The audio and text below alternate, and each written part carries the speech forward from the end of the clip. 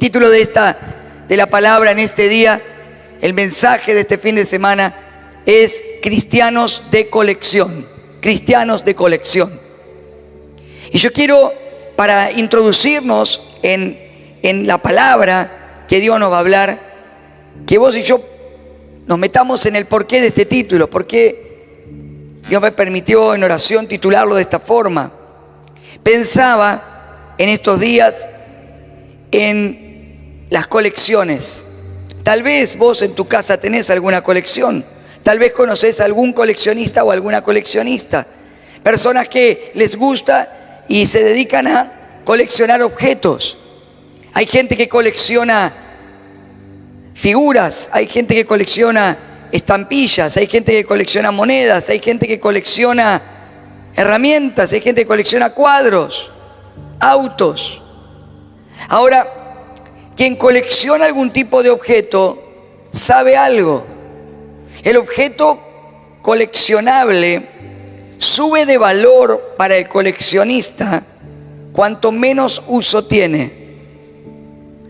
Es decir, si por ejemplo vos te dedicas a coleccionar vehículos, por ejemplo, y ese vehículo tiene muy poco uso, muy poco kilometraje, y es un vehículo antiguo, va a subir su valor. ¿Cuánto me entienden? El otro día leía una noticia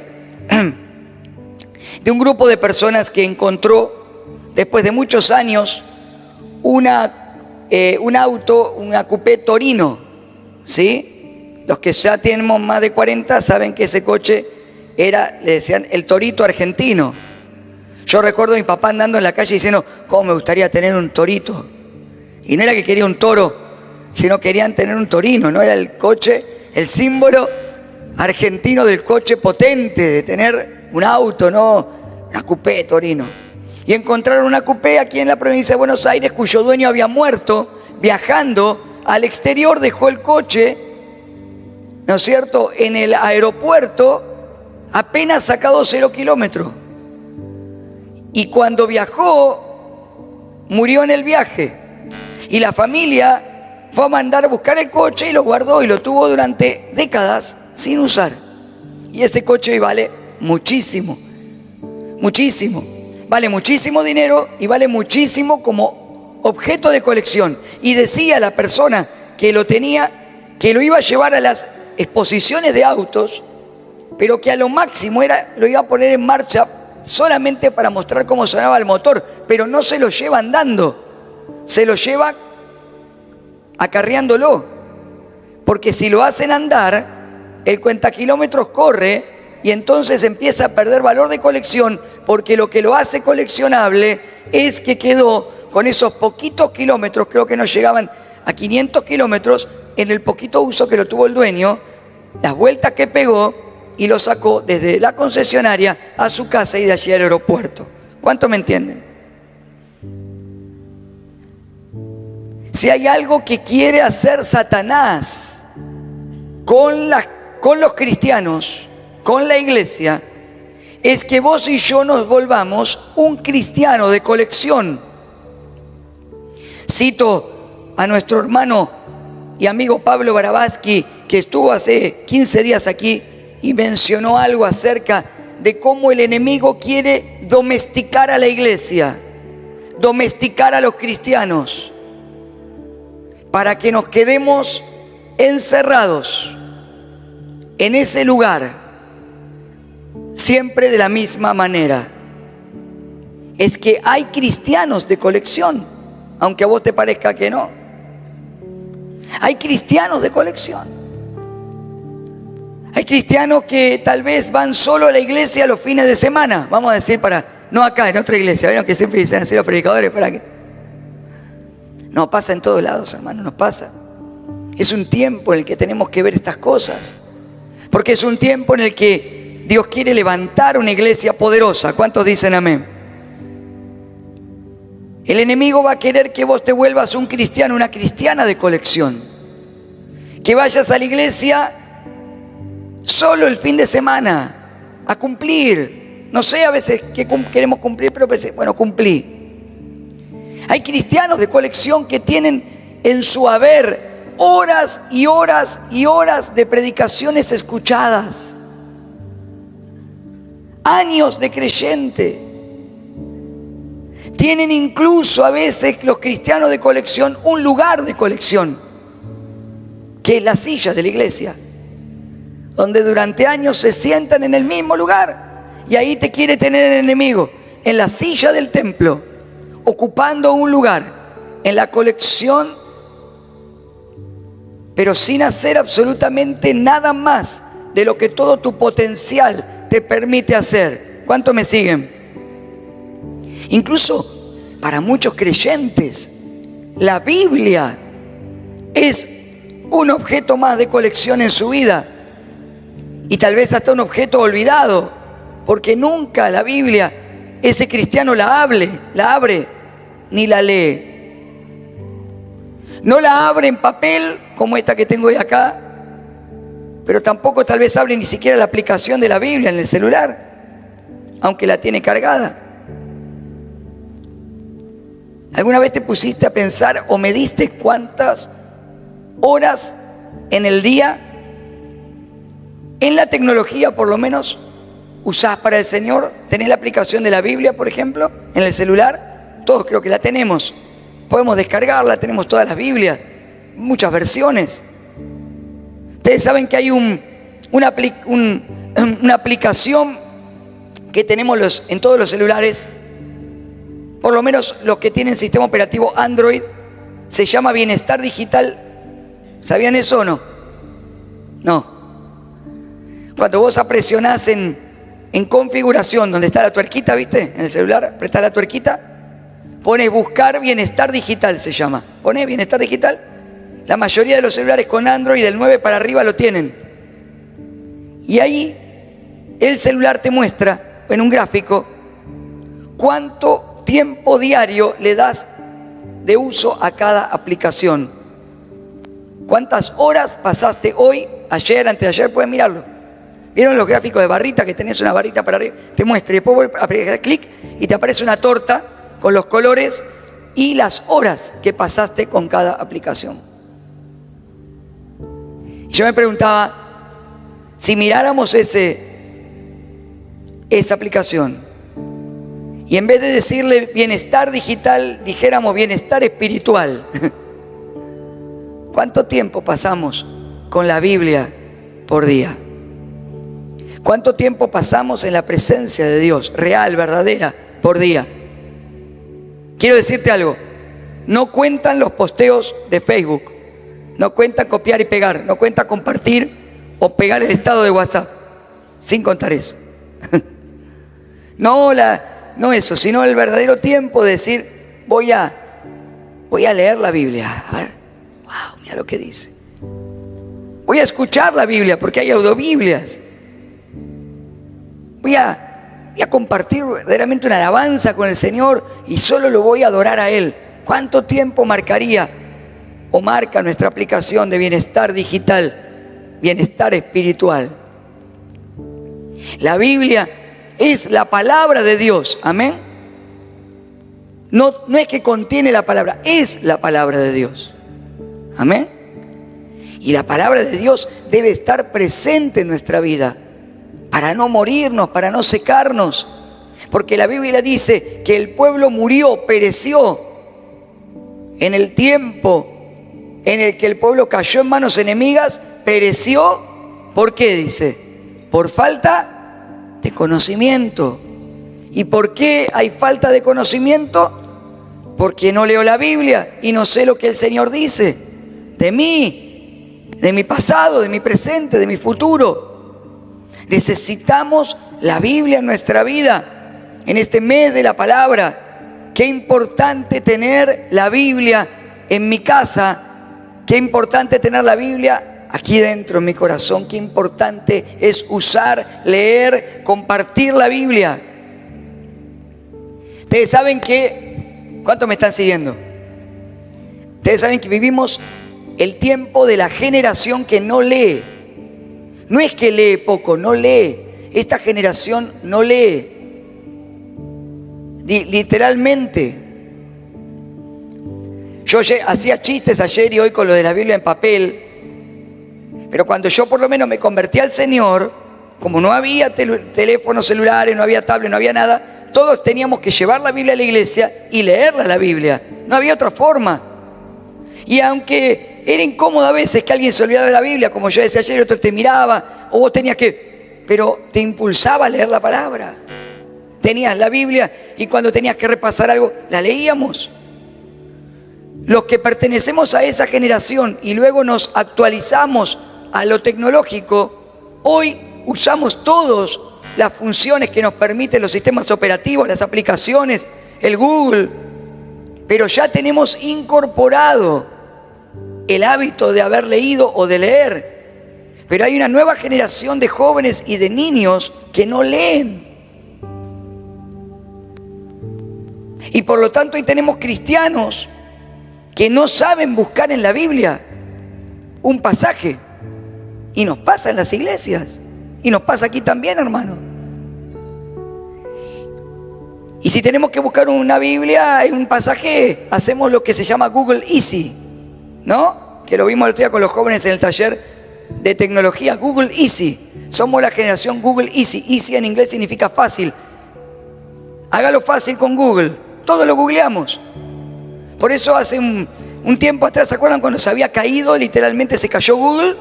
Casi se muere, se explotó el mundo cuando se cayó Google. 2-3 horas. Cada generación va teniendo cambios. Cada generación viene de una generación anterior. ¿Cuántos me siguen? ¿Estamos acá? ¿Sigo o paro? Y que el pastor vino afilado, pero está bien, porque tenemos que aprender. Y tenemos que prepararnos para todo lo que Dios está haciendo y lo que viene. ¿Cuántos lo quieren? Cada generación viene de una generación anterior y se prepara prepara a la siguiente generación. Amén. Eso es lo que los sociólogos estudian. Cómo las generaciones van cambiando a lo largo del tiempo, cómo cada etapa de la vida va cambiando y cómo eso también va cambiando la cultura, los hábitos, la forma de vivir. Antiguamente, para que se produzca un cambio generacional, o sea, de una generación a otra, se tardaban siglos. ¿Me siguen? O sea, cientos de años para que algo cambie. Ahora se empezó a cambiar en décadas. Y ahora estamos en los tiempos en los que se cambia año tras año ya, todo. Cada vez los cambios son más rápidos. Nosotros estamos atravesando una generación de la cual somos todos partes, un tiempo que se vive en este tiempo, en este mundo, en cómo nos movemos culturalmente, lo que escuchamos, lo que oímos, lo que aprendemos, lo que dejamos de aprender, cómo nos comportamos. La generación de hoy, esta generación que no lee, esta generación que está presente, de la que somos parte, se llama generación, o se le dicen los sociólogos, generación de cristal, la generación de cristal. Los niños, los jóvenes de hoy, se les llama la generación de cristal, pero todos somos parte de ella. Y esto no empezó ahora, empezó, dicen los sociólogos, después de la Segunda Guerra Mundial. Y hay nombres que le ponen, ¿no es cierto?, se le han puesto a las distintas generaciones desde la Segunda Guerra Mundial, allí en 1946 hasta ahora. Y cada generación tuvo su comportamiento, pero los cambios cada vez son más rápidos. Entonces, por ejemplo, a quienes nacieron entre el año 1946 y 1965, a ver, ¿cuántos nacieron entre 1946, yo no, y 1965? Ahora, a ver, levante la mano. Bueno, a esa generación se le llama Baby Boomers.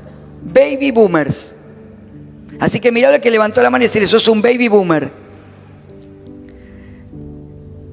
Sos un Baby Boomer, una Baby Boomer.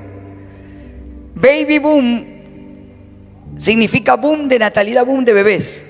Boom en inglés es explosión, hace referencia a la explosión, y boom, baby, bebé. Baby Boomer es porque después de la Segunda Guerra Mundial hubo una explosión de natalidad. La gente quería tener muchos hijos. Después de la guerra, querían poblar, hubo inmigraciones, hubo un montón de movimientos y la gente quería tener muchos hijos. Por eso nosotros venimos, los que tenemos 40, de familia que tenemos 5, 6 hermanos, 8 hermanos. Esa era la costumbre en ese tiempo. ¿Cuántos me siguen? Y esa generación que había venido de la guerra o de la posguerra quería darle a los hijos todo lo que ellos no habían tenido. Una generación que antes, en la guerra y antes de la guerra, había sufrido mucho. Pasó hambre, pasó peligro, pasó muerte. Y se empezó a levantar una generación que a través de la tecnología y de la ciencia empezó a buscar mayores soluciones a la vida de las personas. Y lo logró, lo logramos. Hoy miren cómo vivimos. Mucho más cómodo que hace 5, 10, 15, 20, 30, 40 o 50 años atrás. Pero a su vez con los cambios que fueron sucediendo, después vino la generación X. Los que nacieron o nacimos entre 1972 y 1980. ¿Quién nació entre 1972 y 1980? Generación X. No voy a contar todas, solamente te cuento para que podamos meternos en todo lo que Dios quiere hablarnos hoy. Y después vinieron los millennials, entre 1985 y 1995. ¿Quién nació entre 1985 y 1995? Millennial. Decirle, sos millennial. Y sigue. Después vinieron los centennials, la generación Z, perdón, me estoy olvidando. Entre 1995 y el 2000. ¿Quién nació entre 1995 y el 2000? Algunos no nacieron nunca, che. Se ve que tenemos...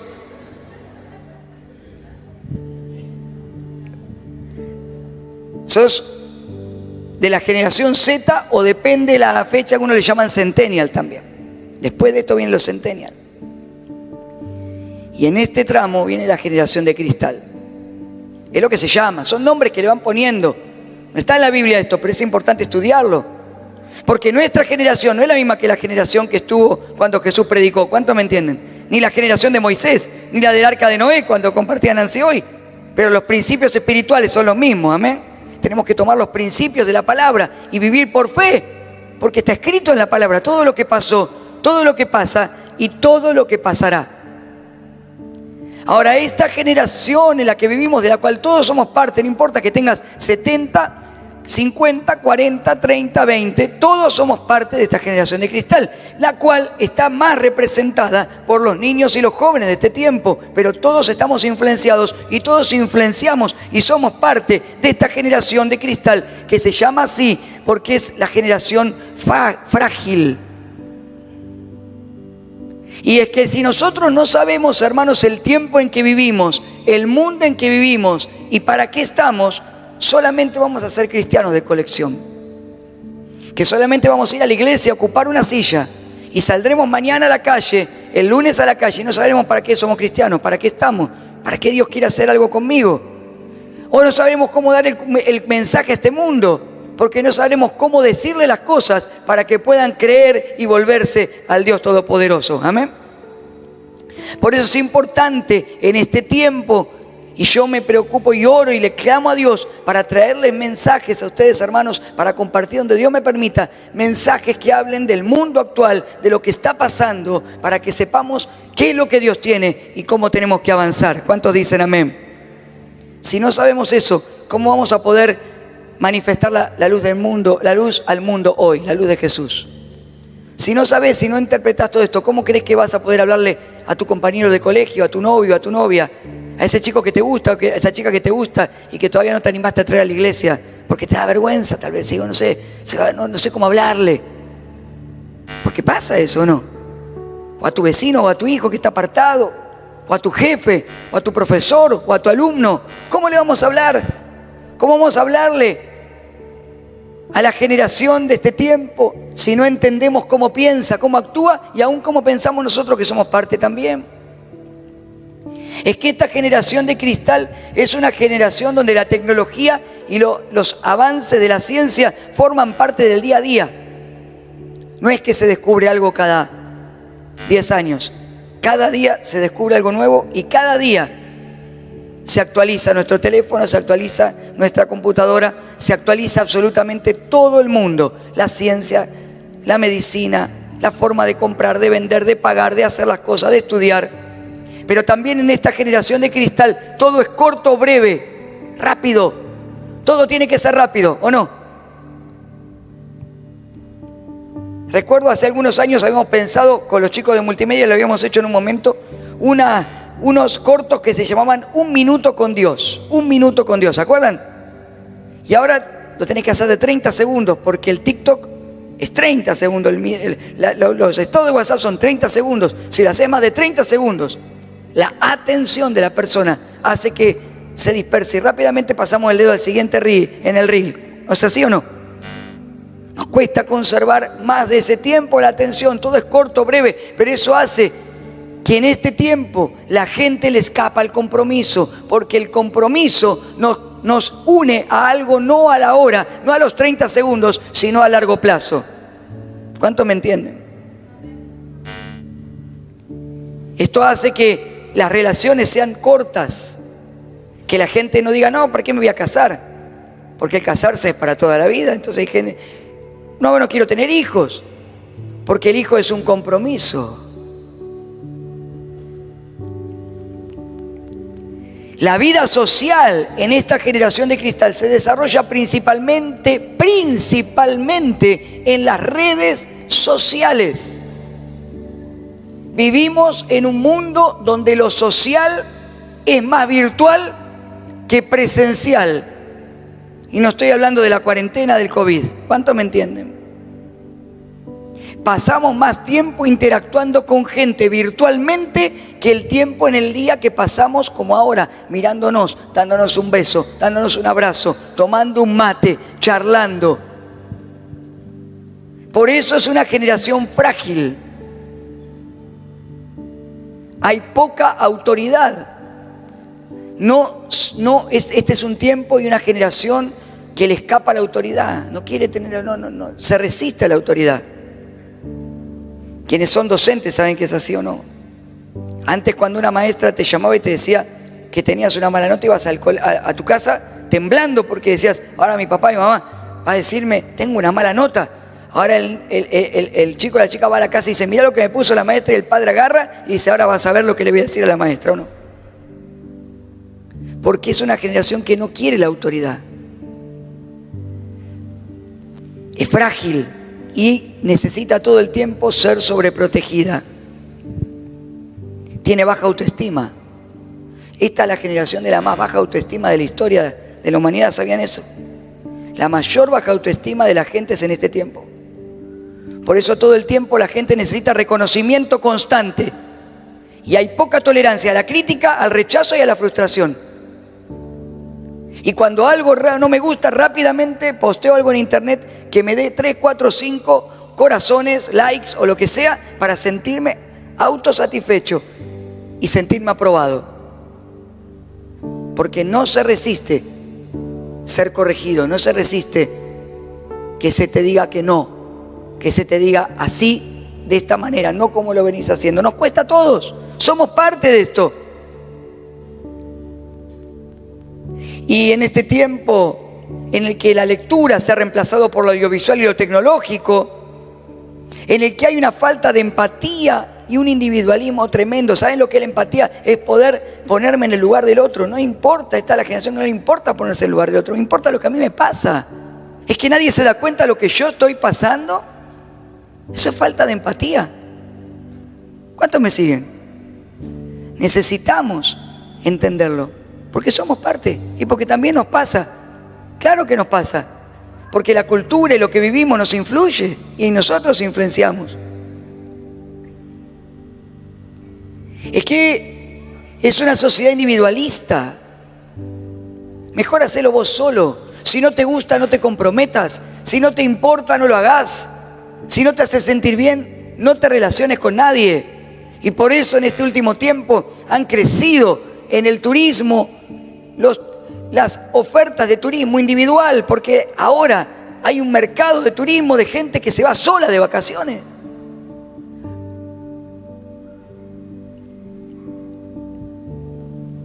Dejo a los chicos, dejo a mi marido, me voy sola. Dejo a mi esposo, me voy solo. Pero eso termina a la larga trayendo en este tiempo en muchas personas una sensación de frustración en su interior. Hay una gran frustración en la gente y en las personas, y muchas veces en nosotros. Nos frustra porque te saca de lo que le da sentido a la vida. Hay frustración contra los gobiernos, contra los colegios, contra las escuelas, aún contra la iglesia. Gente que está enojada, no quiere pisar una iglesia porque en tal iglesia, en tal vez, lo ofendieron, lastimaron, y es verdad, puede haber pasado, pero no puedo aislarme de todo, porque cuanto más me aíslo, me voy contrario a lo que Dios hizo para mí. Me voy quedando en ese rincón de colección solamente para contemplar cómo la vida pasa alrededor mío. Pero Dios no quiere que la vida pase alrededor tuyo. Dios quiere que la vida pase a través tuyo, porque Él es el camino, la verdad y la vida. Y Él quiere bendecirte. Él quiere que experimentes lo maravilloso que es vivir, y yo también, amén. Sin embargo, esta generación también tiene algo maravilloso. Todo esto genera una mayor necesidad. ¿Cuántos me entienden? Es una generación que está preparada para ser mejor ministrada en las emociones, porque hay una carencia grande emocional en la gente. Y hay un hueco que llenar en este tiempo, en los corazones. Hay que llenar corazones que están rotos. ¿Amén? ¿Con qué? Con amistad verdadera.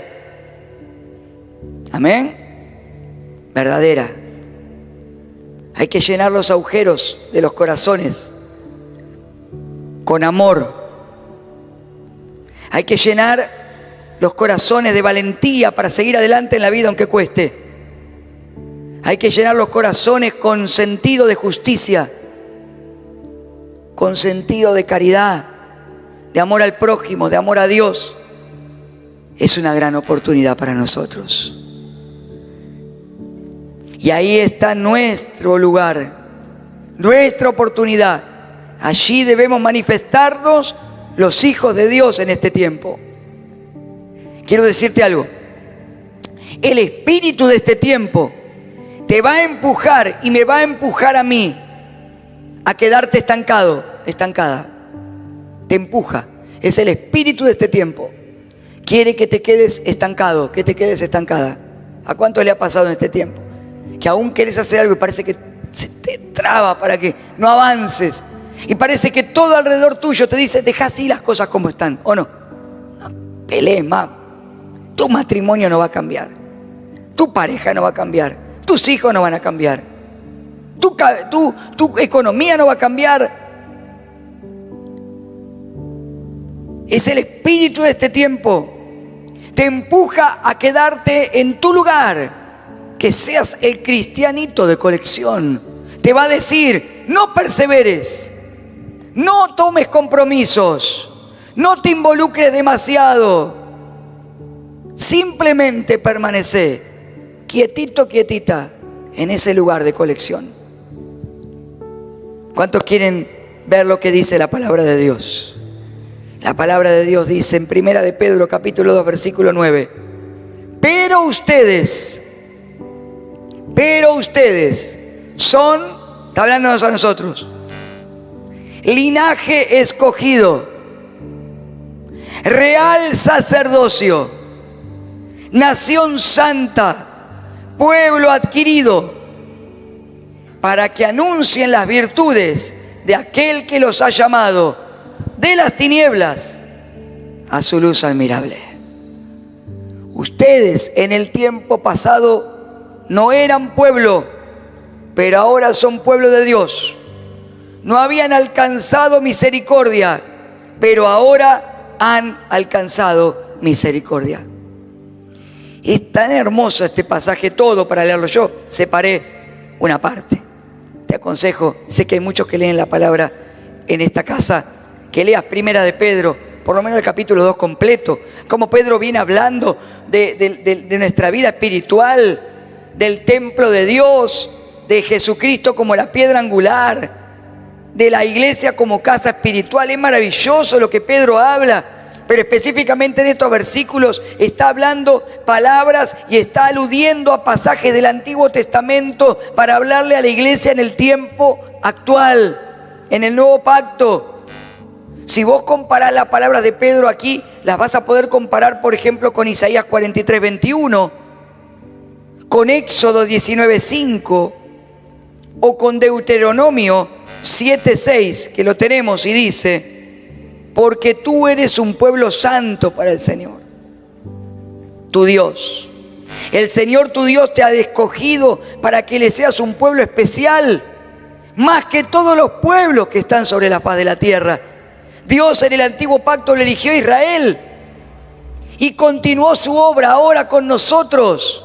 ¿Cuántos lo entienden? La iglesia como Israel espiritual en este tiempo, el pueblo elegido de Dios, para que en una sociedad insípida, apática, individualista, para que en esta generación de cristal que parece que cualquier cosa hace que se venga abajo, vos y yo manifestemos el poder de Cristo Jesús. A través del Espíritu Santo manifestemos que vos y yo somos diferentes, que en nosotros hay una vida distinta, una vida de fe, que hay amor, que hay gracia, que hay perdón, que hay misericordia y que hay propósito. ¿Cuántos lo creen? Eso es lo que el Señor quiere. Dios quiere un pueblo que camine con Él en la oración, en la alabanza, en la gratitud, en la búsqueda espiritual. Si vos y yo profundizamos un poquito en este pasaje, hay una secuencia que Pedro está usando. Una secuencia. Dice: somos linaje escogido. Jesús comenzó eligiendo a los 12. Amén. Oró y eligió a los 12. Y a partir de allí, de esos 12 discípulos que fueron sus apóstoles, luego los discípulos llegaron a ser 120. Y luego llegaron a ser miles en el día de Pentecostés. ¿Cuántos se acuerdan? Cuando predica Pedro y se convierten miles de personas. Y desde allí en adelante las generaciones de cristianos crecieron, crecen y crecerán constantemente. El evangelio no se detendrá. Cielo y tierra pasarán, pero las palabras del Señor no pasarán. Y pasarán los baby boomers, la generación X, Z, los millennials, los centennials, la de cristal y la que venga después de nosotros. Pero siempre, siempre, siempre la iglesia será el pueblo elegido por Dios. ¿Cuántos le dan un aplauso al que vive y reina?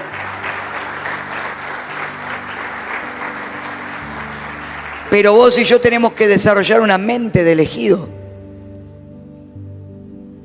¿De qué sirve que yo te lo diga si vos no lo pensás, no lo crees? Yo tampoco. Sos alguien escogido por Dios.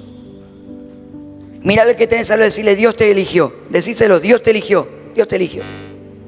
Dios te eligió. Tal vez sos el único que viene de tu familia acá. Dios te eligió. Tal vez sos el único compañero en tu clase, cristiano o cristiana. Dios te eligió. No estás ahí porque sí. No huyas, no te escapes, no te escondas. Sos alguien elegido, elegida por Dios. Tiene un plan con vos el Señor. Tiene un plan con vos para esta generación. Lo segundo que dice es: somos real sacerdocio.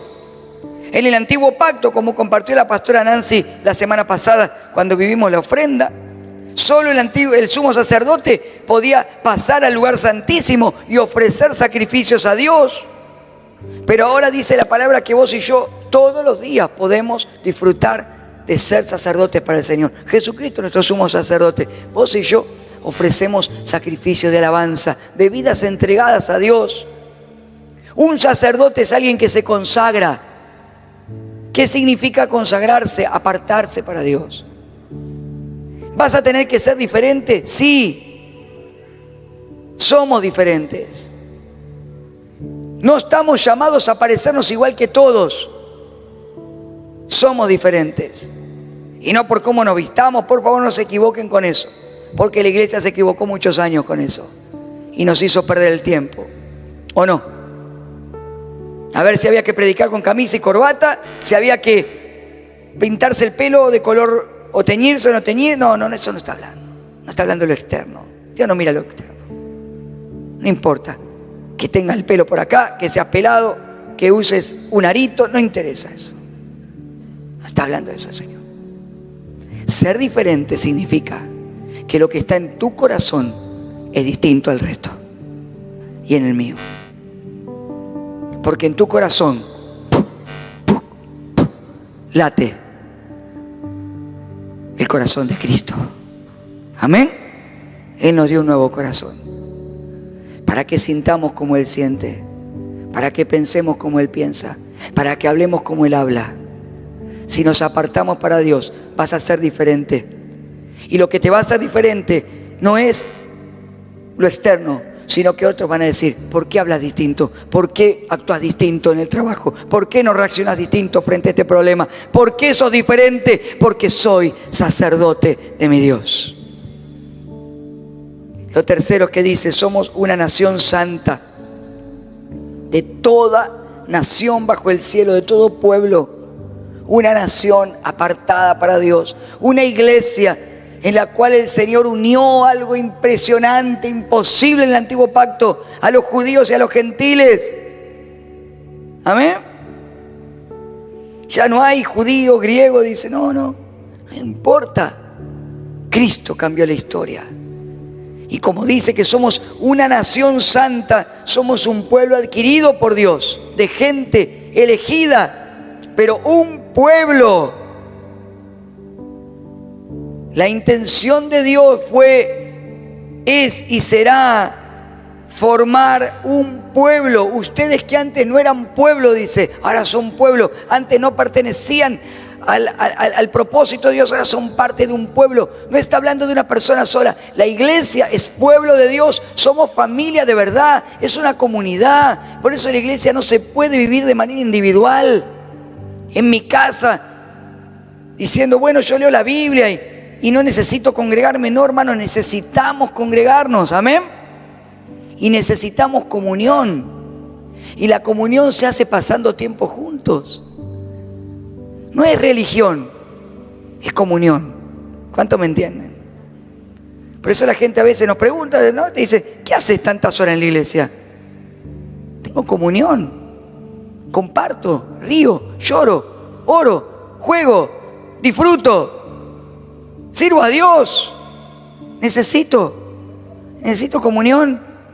El ser humano está creado para vivir en comunión, no para vivir en soledad. Y el pueblo de Dios necesita la comunión con Dios y entre los hermanos unos con otros. Oseas 2:23 dice, en ese tiempo yo sembraré una cosecha de israelitas y los haré crecer para mí. Demostraré amor a los que antes llamé no amados y a los que llamé no son mi pueblo. Yo ahora diré, ahora son mi pueblo, y ellos responderán, tú eres nuestro Dios. Ese es el pasaje que está parafraseando como acostumbraban los apóstoles a parafrasear pasajes del Antiguo Testamento. Lo está parafraseando para mostrarnos cómo en este nuevo pacto se está cumpliendo la promesa que Dios le dio a Oseas. Un nuevo Israel, una nueva cosecha de israelitas, los judíos que reciben a Cristo y los gentiles que tenemos a Cristo. Somos el nuevo Israel, el pueblo elegido por Dios. Dios nos eligió como su propiedad y hemos sido llamados a representarlo delante de los demás.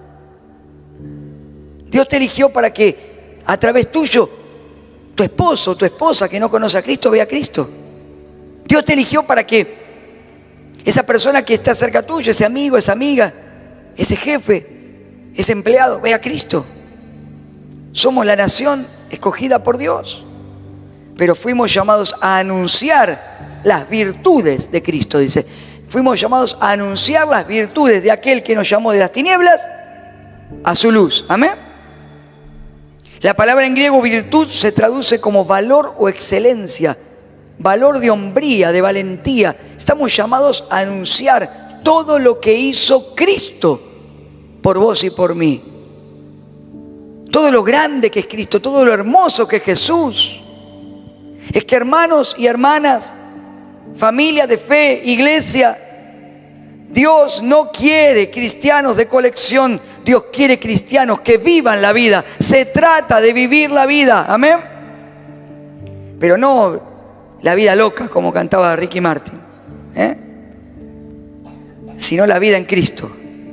¿Cuántos me entienden? Se trata de vivir la vida, una vida de fe, de experimentarla. Hermanos, la vida se trata de reír, amén. Claro que en la iglesia nos tenemos que aprender a reír. Claro que Dios tiene un sentido del humor. Claro que el Señor ríe con nosotros. Amén. Claro que sí. Disfrutar de reír con alguien. Pero la vida también se trata de llorar. La vida hay que vivirla. Hay que gozar. Y hay que sufrir también. Hay que aprender a caminarla. La vida se trata de avanzar, pero también de tropezar y volverse a levantar. Esa es la vida. La vida se trata de intentar de nuevo cuando te equivocaste, cuando fallaste, cuando en vez de clavarla al ángulo, la pelota la tiraste a la cuarta tribuna y sentís que no lo vas a poder hacer, pero volvés a levantarte. Esa es la vida de fe. La vida que Dios nos propone es una vida de seguir soñando en un mundo que está cauterizando los sueños de la gente. Vos y yo podemos seguir soñando. La vida se trata de involucrarse, se trata de que seamos parte. La vida de fe se trata de pelear por una causa, la causa más grande del mundo, la causa de Jesucristo. Y vos y yo estamos elegidos para pelear y vivir por esa causa y aún morir por esa causa. La vida se trata de ser parte, no de vivir aislado. La vida se trata de creer en mí y creer en el otro. Se trata de relacionarme, de tener amigos. Eso es vivir. Se trata de fallar, porque vas a fallar. Y se trata de que te fallen, porque también te van a fallar y me van a fallar. Pero también la vida se trata de perdonar y de que me perdonen. ¿Cuántos dicen amén? Vivir se trata de saber que vale la pena hacer las cosas, que vale la pena intentarlo, que vale la pena seguir buscando, que vale la pena seguir sirviendo a Dios, que vale la pena seguir creyendo en aquel que dio su vida por mí, vale la pena seguir congregándome, vale la pena seguir confiando en el Señor, pase lo que pase. Vivir se trata de pelear cada batalla que me toque pelear, aunque a veces esa batalla deje marcas y cicatrices, pero sabiendo que tu Dios y mi Dios va adelante. ¿Cuántos dicen amén? Déjame cerrar con esto. Un objeto de colección, el más valuado de la colección, es aquel que no tiene ninguna marca. Es aquel que no tiene ninguna rotura, ni una rajadura. Aún si está envasado en su envase original, mejor todavía. Y si no fue deteriorado con el tiempo, aún mejor. Saben que hay coleccionistas que pagan fortunas de dinero solamente para tener los objetos de colección en cápsulas especiales con el oxígeno justo y la temperatura justa para mantener esa pieza de colección lo más cercano a su estado original. Se lo limpia y se lo vuelve a poner en ese mismo lugar de colección, pero tiene un tema: nunca será más útil que para ocupar ese lugar de colección. Pero cuando un objeto está usado, se nota que está usado. ¿Cuántos me entienden? Tiene marcas, tiene desgaste, incluso pudo haberse roto y haberse tenido que reparar de nuevo, ¿o no? Pero tiene historia, tiene historia. Y es parte de la historia de otros. Ha marcado una diferencia. Los cristianos de colección que se adapten y se amolden a la generación de cristal no quieren sufrir, le escapan al peligro, no quieren compromiso, pero se vuelven gente apática, aburrida y sin ganas de nada. Y todo el potencial que tienen, todo lo que podría ser, queda solamente guardado, encapsulado en ese lugar y nunca puede explotar para cumplir el lugar en la historia para el cual Dios lo ha puesto. Sin embargo, hay una aventura maravillosa que quiero proponerte en esta noche. La aventura que el Señor nos dice y nos plantea. Él te llamó de las tinieblas a la luz para que seas no un cristiano, una cristiana de colección, para que seas un cristiano y una cristiana de acción, de propósito. ¿Cuántos dicen amén? Y esa aventura maravillosa es una aventura donde Dios va a caminar con vos todos los días de tu vida. Jesús tomado de tu mano y de mi mano. Y el Espíritu Santo me va a impulsar y me va a llevar hacia adelante. Y me va a hacer levantar cada día con ganas de volver a empezar, sabiendo que Dios nunca, nunca, nunca nos dejará. En esta aventura maravillosa el Señor te propone salir de tu cápsula de cristal. Te propone romper tus moldes, tus temores, tus estructuras, tus limitaciones y las mías. Nos propone arriesgarnos, nos propone comprometernos, nos propone decirle: sí, Señor, quiero que mi vida valga la pena. No voy a conformarme a esta generación apática, frustrada y aburrida. Quiero que mi vida tenga sentido. Y entonces el Señor te dice: quédate tranquilo, quédate tranquila, porque yo estaré contigo donde quiera que vayas. Voy a sanarte, voy a fortalecerte, voy a repararte, voy a liberarte, voy a restaurarte aún si sos herido. Voy a guiarte para que avances en todos mis planes. Los que decimos eso no somos ni seremos cristianos de colección. Somos y seremos cristianos de propósito. ¿Cuántos le dan un aplauso al que vive y al que reina? Sí, Señor. Te invito a que te pongas de pie. Voy a pedir a los músicos que pasen, pero escucha esto.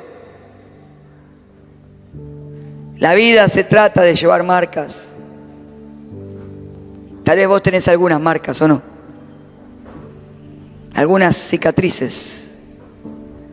¿Cuántos tenemos cicatrices que nos han marcado la vida? No las no decir me operaron de apendicitis, esa no. Esas cicatrices en el alma, ¿no? En el corazón. Esos momentos duros que hemos pasado.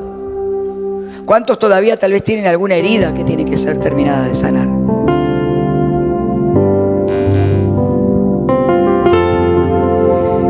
Cada marca, cada momento en tu vida que haya sido bueno o malo, alegre o triste, marca que has vivido, hermano, que has vivido. Hay que vivir. Y aún las marcas, para nosotros, deben ser como los soldados, que tienen muchas condecoraciones, ¿vieron? Y el soldado que estuvo en la batalla y tiene la medalla, ¿no?